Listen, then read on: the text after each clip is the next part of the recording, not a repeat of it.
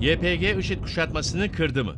Son günlerde bu soru sıklıkla sorulmaya başlansa da Kobani'den hala silah sesleri yükseliyor. Şehrin kuzey ve doğusunda ağır silah sesleri neredeyse hiç susmuyor.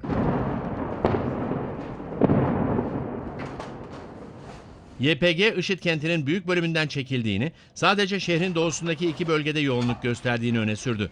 Ama bu bilgiler henüz doğrulanmadı. Bu arada çarşamba gününden bu yana saldırılar giderek daha da arttı. IŞİD son günlerin en ağır bombardımanını yaşadı.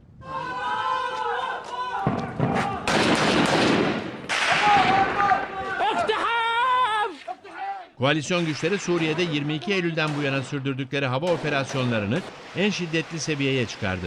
Amerikan Merkez Kuvvetler Komutanlığı tarafından yapılan açıklamada son 48 saat içinde Suriye'de 50 hava saldırısı düzenlendi.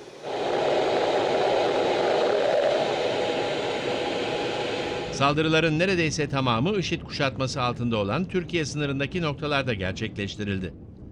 22 Eylül'den bu yana IŞİD militanları yaklaşık 130 kez bombalandı. Kobani'deki durumun değişken olduğunu belirten Pentagon sözcüsü John Kirby, saldırıların yoğunlaşmasına gerekçe olarak bölgedeki IŞİD militanlarının sayısının artmasını gösterdi.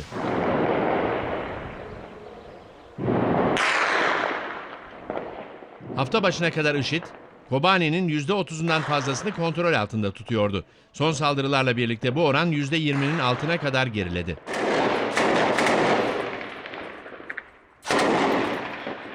Öte yandan Amerika Birleşik Devletleri PYD ile ilk kez direkt temas sağladı.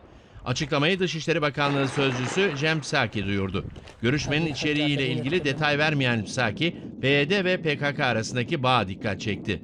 Terör örgütü PKK hakkındaki kaygılarının değişmediğini vurgulayan Psaki, PKK'yı terörist organizasyon listemizde tutmamız noktasında pozisyonumuzda bir değişiklik yok dedi.